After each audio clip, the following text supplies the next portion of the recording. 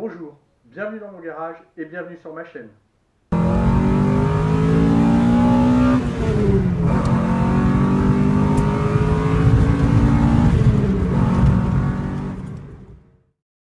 Bon bah voilà, comme vous avez vu dans la dernière vidéo, le moteur est enfin dedans là, et du coup bah, il reste quelques bricoles à faire pour pouvoir ne serait-ce que la démarrer, et puis si je dois aller faire un essai par là, qu'il y ait du frein. Donc on va faire une liste. Donc voilà, qu'est-ce qu'il nous reste à faire? Il nous reste, dans un premier temps, plaquette de frein.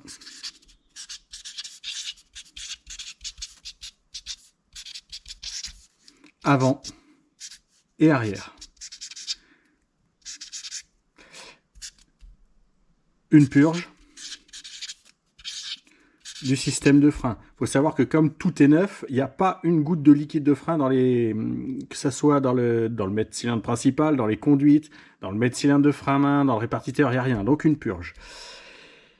Il reste à faire le montage de la rampe d'injection Nuke.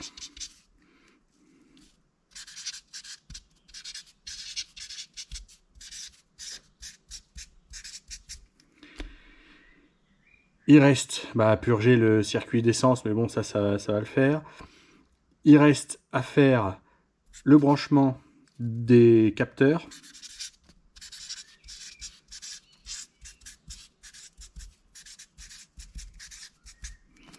Alors, capteur, il y a l'AFR. Il y a l'AFR. Il y a la température d'huile. Et il y a la pression d'essence. Branchement des capteurs, montage de la rampe Nuke, purge des freins. Faut que je le mette. Bon, de toute façon, la liste n'est pas exhaustive. Hein. S'il y a des trucs, je rajouterai puis je rayerai au fur et à mesure.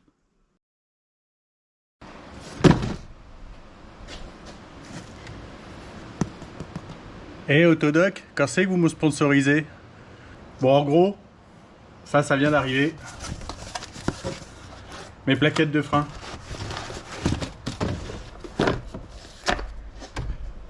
Plaquettes de frein Ferrodo Racing. Alors, pour ceux qui veulent la référence, pour les Astra F, pour les étriers ATE. Voilà la référence FCP 584R pour les plaquettes de frein en DS 3000. Alors d'ailleurs, c'est marqué dessus.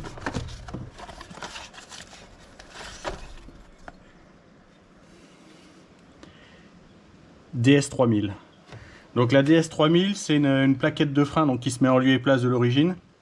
Et je sais pas si on va le voir, mais elle a un petit peu de pailletage dans la garniture. Alors je sais pas ce que c'est, quelle matière c'est, mais si je compare par rapport à une DS 2500, alors pour les plaquettes arrière, pour les Astra F, le DS 2500 c'est la référence FCP 586H pour du DS 2500. Et le DS 2500, ah si, il y a aussi un peu de, je sais pas si on va le voir, un peu de métal pailleté. Elles sont dorées, c'est pour ça qu'elles valent si cher. Mais en gros, voilà. En bas de la DS 2500, bon, pour l'arrière, et en haut de la DS 3000 pour l'avant. Alors, ce qui est important de voir, c'est pas la forme de la plaquette, parce que c'est avant et arrière, mais c'est surtout la garniture de frein. Bon, du coup, il n'y a plus qu'à monter ça.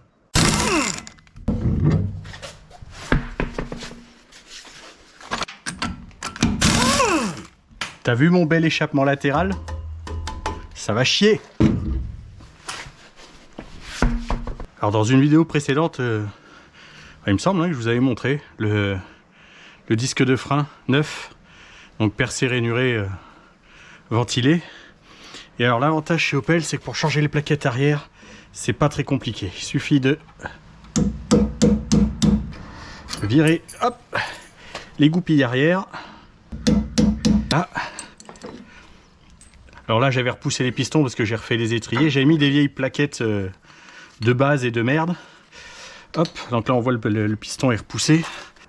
Alors il y a deux choses importantes à faire sur des plaquettes neuves que moi je fais, je sais pas si tout le monde le fait. La première, c'est de lui enlever la couche de paraffine qui est dessus.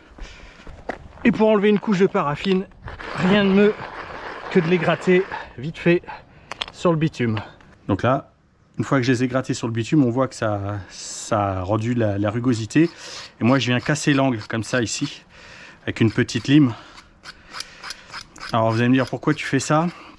Parce qu'en fait, quand il moule les garnitures sur les plaquettes de frein, la garniture a tendance à venir se mettre très légèrement comme ça là. Alors c'est très léger, hein, c'est infime. Et en fait, quand ça repose sur la plaque, vous avez cette partie-là qui repose sur le disque avant cette partie-là. Et du coup, ça fait une mauvaise usure du disque. Le fait de gratter la plaquette et de venir casser l'angle, et ben, ça rend la surface, entre guillemets, parfaitement plate. Je dis bien entre guillemets. Hein, et ça permet de faire reposer la plaquette parfaitement sur le plat du disque. Donc hop, en voilà pour une. En voilà pour la deuxième. On met en place la goupille à travers la plaquette. Là, un petit coup de marteau.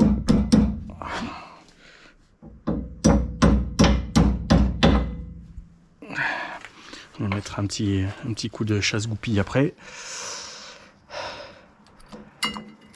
La petite plaque pour maintenir les plaquettes ensemble. Et là,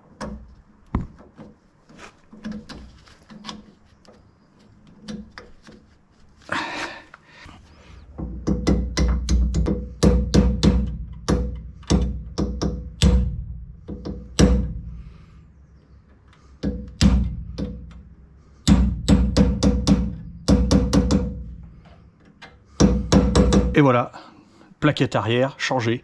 C'est d'une facilité déconcertante. Donc il n'y a plus qu'à faire la purge du frein. Et là, alors je sais pas si on va le voir, mais la garniture passe proche du disque. Donc là, le disque est à l'état libre. Et dès que je vais purger, ça va commencer à serrer.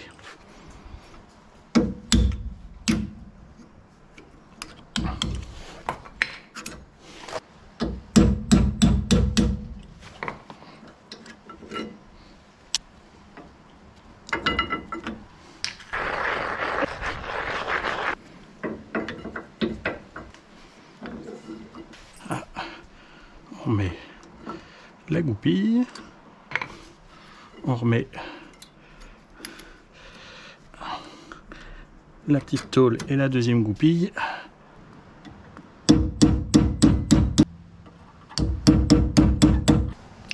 Là pareil, c'est bon, c'est en place. C'est incroyable la facilité pour changer les plaquettes arrière sur une Astref.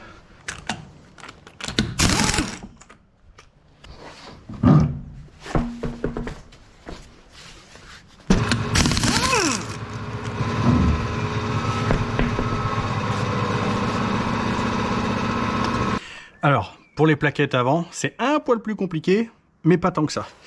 Première chose, virer l'espèce d'agrafe là. Là, tac, hop. Deuxième chose, alors, repousser les plaquettes. Mais bon, là, comme les pistons sont repoussés à fond quand j'ai refait les étriers, il n'y a pas besoin. Et après, prendre une clé Allen de 7.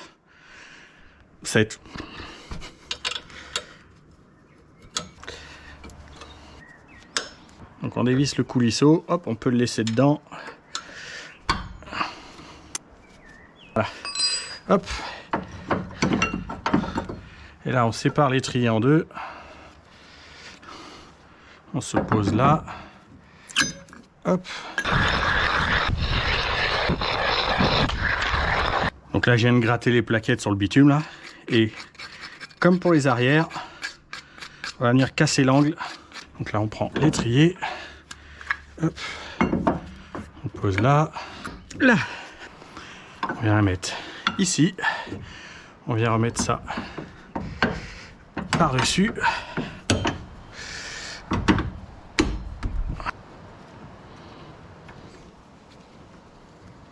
Là, on serre. Alors, on serre pas aussi fort qu'on est con. Maintenant, je peux remettre les 2 petits capuchons. Et il nous reste à remettre la petite agrafe. Alors là, c'est sportif. Parce qu'il faut que ça passe là, là, là et là. Et je peux vous dire que c'est une petite partie de plaisir. Voilà. Là. Là.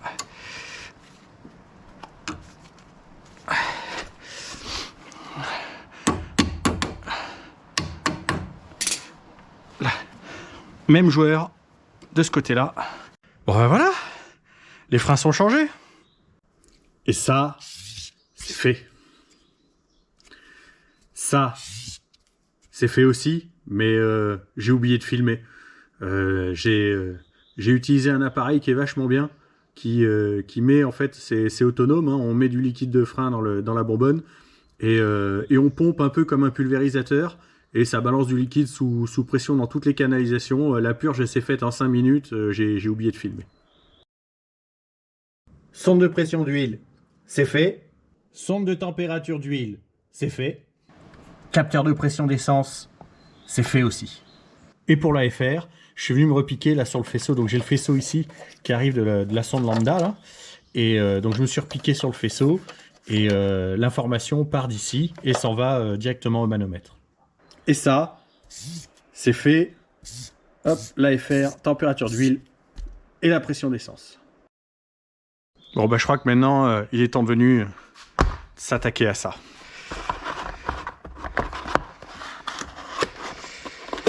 Donc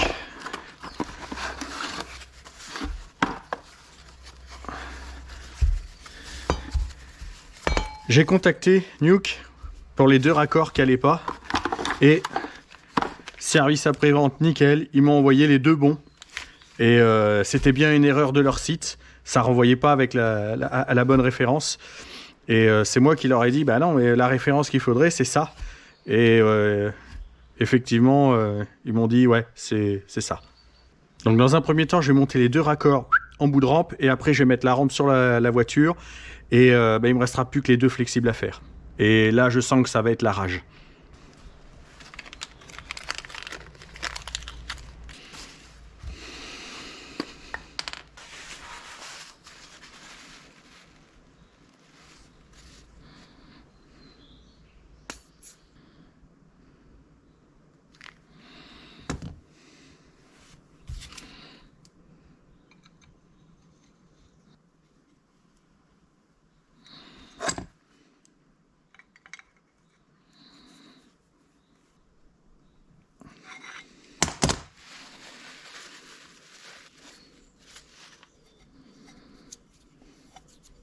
Je pense que le raccord est serré.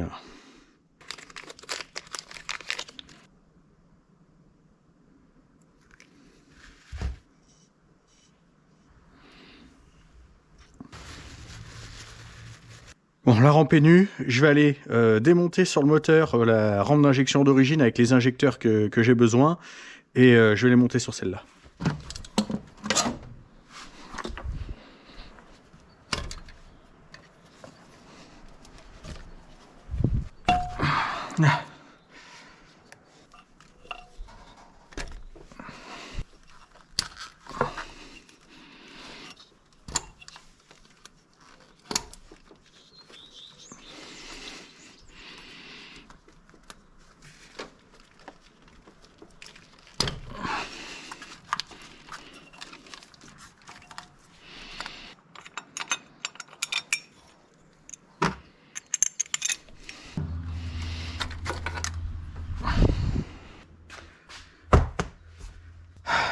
Rampe d'origine.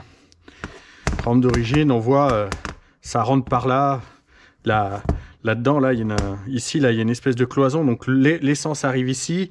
Ça fait une sorte de chambre de tranquillisation, je sais pas. Il y a une petite ouverture là, hop, ça alimente la rampe.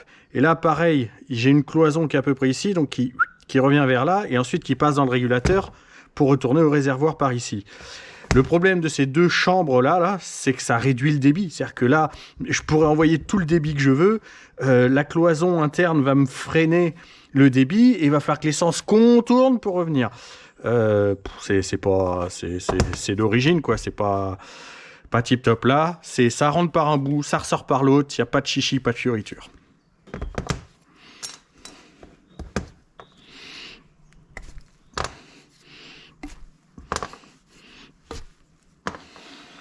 Donc là, j'ai des injecteurs bleus. Alors la différence avec ceux d'origine, les injecteurs crème.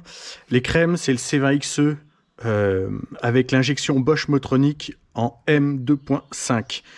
Ils ont un débit de 214 cc minutes à 3 bars.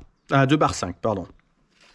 Là, les injecteurs bleus, ils sont montés sur les C20XE avec l'injection Bosch Motronic M2.8, donc la génération d'après, où l'allumage est différent, mais surtout, l'injecteur, celui-là a un débit plus important. Alors, il me semble que c'est 230 cc minutes ou 240 cc minutes à 3 bars, mais c'est surtout que l'avantage, et je ne sais pas si on va le voir, c'est que là, au lieu d'avoir un seul trou pour injecter, là, on se retrouve avec 4 trous. Donc, on pulvérise l'essence mieux.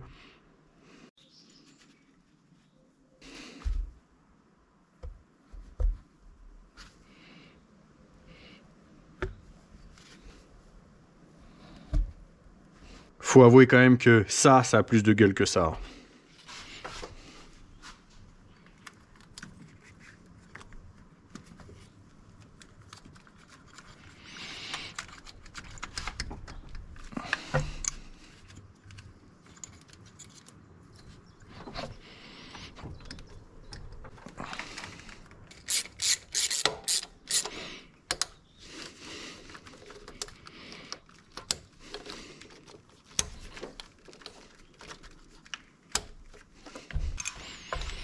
Bon, donc là, la rampe elle est montée, elle bouge plus, elle est serrée avec les tresses de masse. Je vais remettre le câble d'accélérateur. Allez, viens là, toi. Hop. Viens là, viens là, viens là, viens là. Tac. Alors là, c'est toujours une partie de plaisir. Hop, tac, voilà. Bon, tout est en place. J'en ai profité pour mettre les raccourcir la durée, tout ce qui a été percé ici. Donc, mettre un collier ici, mettre un collier là. Il y avait déjà un collier ici. J'ai mis un collier en bas. J'en ai profité d'avoir accès pour faire ma dépression pour mon régulateur de pression d'essence. Et voilà, et la rampe, elle est en place. Il n'y a plus qu'à faire les flexibles.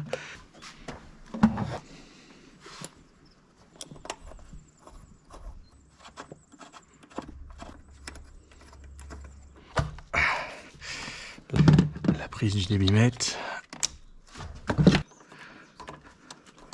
J'ai à ma disposition une petite collection de raccords, alors des 120 degrés, des 90, enfin j'ai quoi? J'ai 2 90, un 120. Alors ça donne quoi si je mets un 90?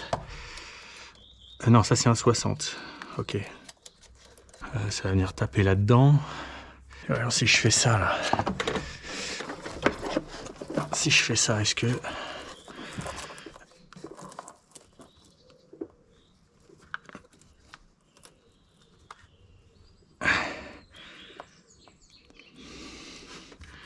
putain, ça va passer juste, mais ça va passer hein. Avec un droit au bout. Après ici le retour. Le retour. Si je mets ça ici, ou je mets un 90 ici, là, 120 comme ça, ouais, ça va pouvoir le faire. Bon, c'est le temps de s'y mettre. C'est le moment où je redoute le plus. C'est ce que j'ai trouvé le plus chiant à faire sur la voiture. C'est faire toutes les durites pour l'essence. Je sais pas, je dois mal m'y prendre. Je trouve ça chiant de faire passer la gaine inox dans la bague rouge. C'est une galère sans nom. Je me pique les doigts, je me défonce les doigts. J'espère que ça fuira pas parce que c'est vraiment là où j'en ai chié le plus. Bon, écoutez, ça, je vais pas le filmer parce que je sens que je vais rager. Donc, je vous retrouve après. Bon, ça y est. J'ai fait mes 2 durites. Donc, l'alimentation et le retour là, qui sort d'ici, puis qui s'en va là-bas au régulateur de pression d'essence. Et puis, bah, comme j'avais prédit, hein, j'ai ragé. C'est chiant à faire. C'est très très chiant à faire. Donc là, c'est monté. On va à la prochaine étape qui va être de mettre la barre anti-rapprochement. Ça, c'est fait. Montage ramp Duke. Il nous reste à monter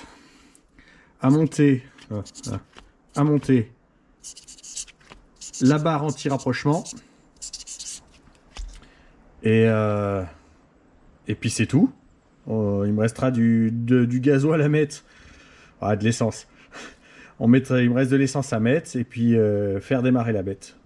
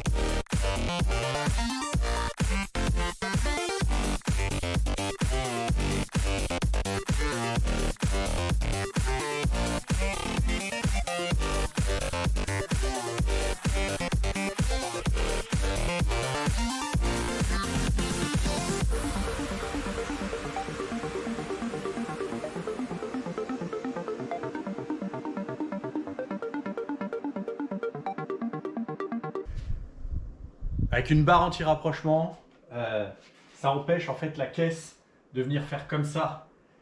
Et c'est carrément mieux. Là, il me reste plus qu'à régler l'histoire de l'admission d'air. Et on sera bon. On sera bon. L'avantage de ça, c'est vraiment que ça rigidifie la caisse. Alors, quand les mecs mettent que ça sur leur voiture, forcément, ça rigidifie le haut. Par contre, les trains roulants sont d'origine, donc ça bouge pas en haut, mais en bas, ça bouge. Là, j'ai les trains triangulés, j'ai les amortisseurs, les ressorts, enfin, toutes les têtes d'amortisseurs qui vont bien. Donc là, je vais avoir un train avant aux petits oignons. Il ne restera plus qu'à régler. Et ça va être terrible. Terrible. Bon, voilà, on y est. J'ai enfin trouvé ma solution pour mon admission d'air pour que ça passe. Donc, c'est une durite d'origine. Hein. Donc là, c'est jusqu'ici. De là à là, c'est le montage d'origine. Et après, je suis venu mettre tube en inox et puis mon gros cône forge qui est pile poil en face de la prise d'air. En gros, en façade, l'air passe par là, rentre à travers la grille, passe dans les copes d'origine. L'air est guidé par ici et vient largement fournir en air le cône qui lui va se servir. Et puis, lui, il commence à faire la gueule, hein, il va falloir que je le remplace. Et donc après, le moteur va respirer ce qu'il a besoin. Ça, c'est fait. 4 ans. Ça fait 4 ans que je travaille sur la voiture. Quand j'ai commencé le projet, bon, je savais à peu près où j'allais, mais je pensais pas pouvoir monter des pièces telles que je les ai montées, comme le train avant. D'ailleurs, il faut que je vous fasse une vidéo sur le train avant.